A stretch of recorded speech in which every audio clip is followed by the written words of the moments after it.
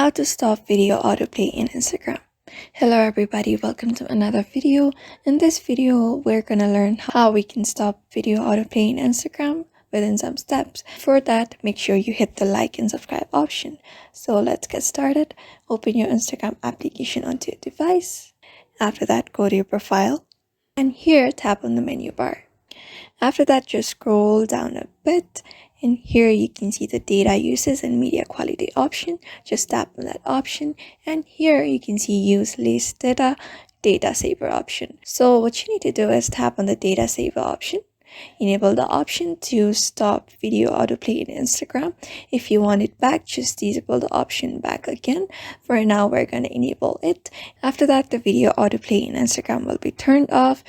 So in that way, you can just follow the process and look for the result you're asking. So thank you for watching this video, and I hope this video was helpful to you.